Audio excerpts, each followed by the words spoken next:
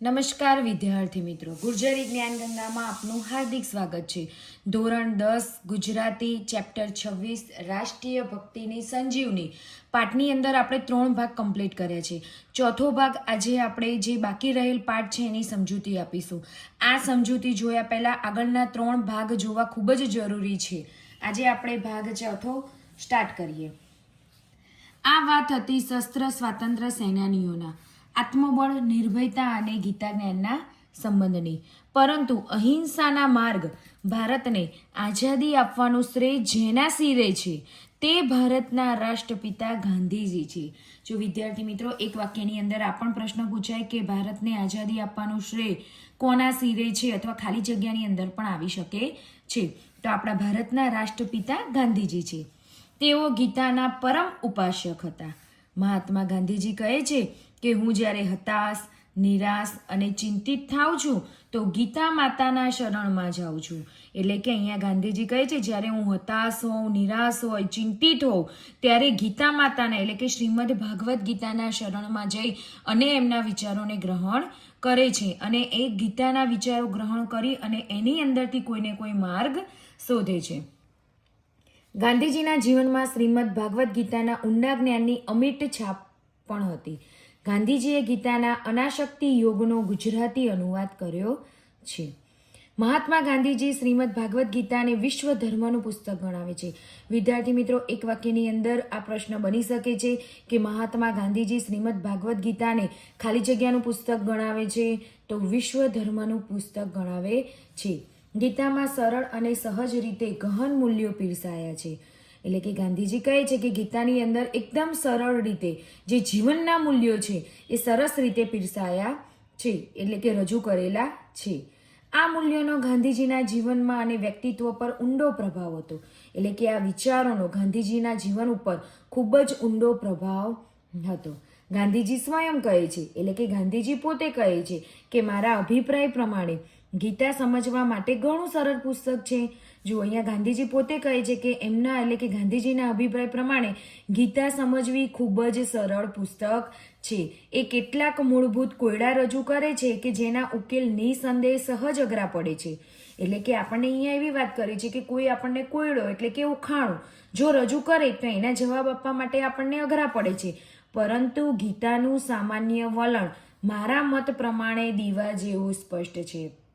એટલે કે ગાંધીજી કહે છે કે ગીતાનું જે વલણ છે એ ગાંધીજીના મત પ્રમાણે દીવા જેવું સ્પષ્ટ છે. એટલે કે સ્પષ્ટપણે એની અંદર રજૂઆત કરેલી છે. કોઈ પણ પ્રકારના સ્થાપિત વિવાદિત એ મુક્ત છે. એટલે કે કોઈ પણ વિવાદ એ ગીતા એટલે કે શ્રીમદ ભાગવત ગીતા ઉપર થયેલો નથી. બુદ્ધિ અને હૃદય બંનેને સંતોષ આપે છે.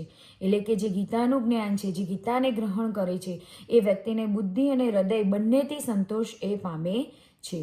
એમાં ફિલોસોફી એટલે કે તત્વજ્ઞાન અને ભક્તિ બંને ભરેલા છે. તત્વજ્ઞાન એટલે કે જીવન કેવી રીતે જીવવું એ જીવન જીવનના મૂલ્યો અને ભક્તિ બંને અહીંયા ભરેલા છે. એની અસર સાર્વત્રિક છે, એટલે કે એની અસર બધે જ છે અને ભાષા ન માની શકાય એટલી સરળ છે. એટલે કે એની ભાષા પણ એટલી સરળ છે કે આપણને આસાનીથી ખ્યાલ આવે. ગાંધીજીના આધ્યાત્મિક ઉત્તરાધિકારી ગણાતા ભુદાન ચળવળના પ્રણેતા આચાર્ય વિનોબા ભાવેએ ગીતા પર ઘણા પ્રવચનો આપ્યા. વિદ્યાર્થી મિત્રો, અહીંયા પણ એક વાક્યની અંદર પ્રશ્ન બની શકે કે ગાંધીજીના આધ્યાત્મિક ઉત્તરાધિકારી ગણાતા ભુદાન ચળવળના પ્રણેતા કોણ હતા? તો ભુદાન ચળવળના પ્રણેતામાં આવશે વિનોબા ભાવે. તેમણે ગીતા પર ઘણા પ્રવચનો આપ્યા અને પુસ્તકો ગીતા પ્રવચનો અને ગીતા ચિંતનિકા આજે પણ લોકપ્રિય અને ચિંતનીય છે. વિનોબાજી ગીતા મહિમાને એ અદકીરા શબ્દોમાં વર્ણવતા કહે છે.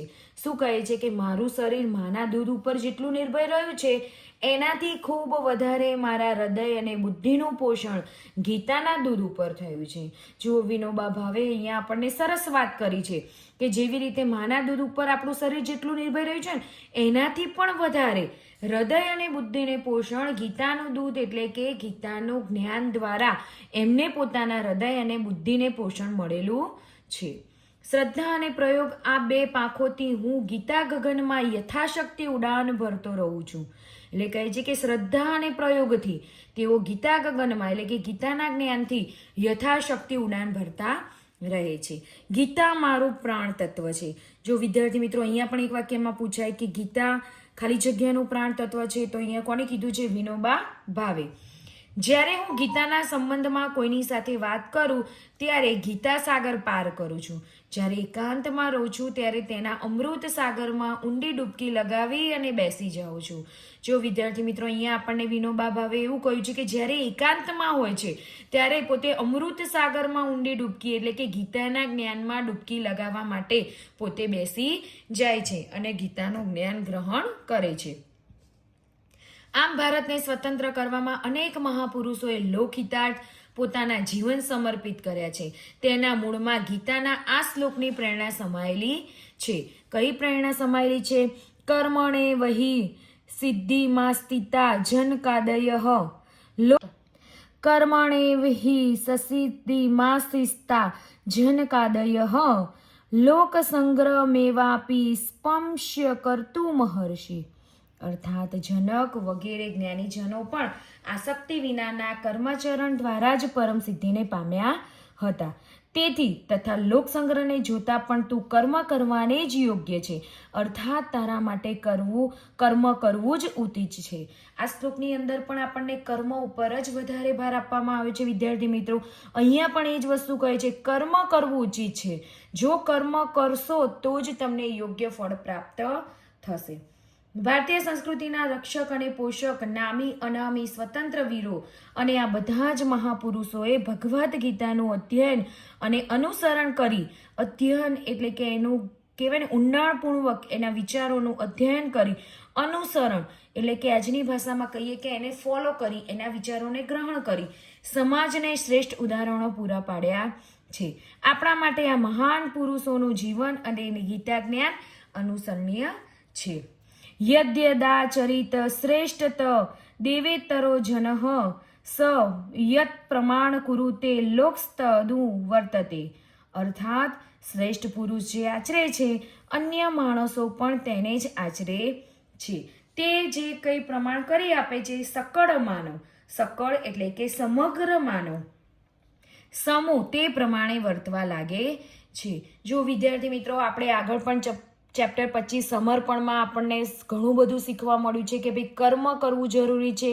એ જ વસ્તુ અહીંયા આપણને ચેપ્ટર 26ની અંદર પણ બતાવવામાં આવ્યું છે કે દરેક મહાન પુરુષોએ ગીતાને પોતાનો પ્રેરણા સ્ત્રોત બનાવી અને પોતાનું જીવન આગળ જઈને સિદ્ધ કરેલું છે. અને કર્મ કરવું ખૂબ જ જરૂરી છે. વ્યક્તિએ કર્મ કરવાનું છે.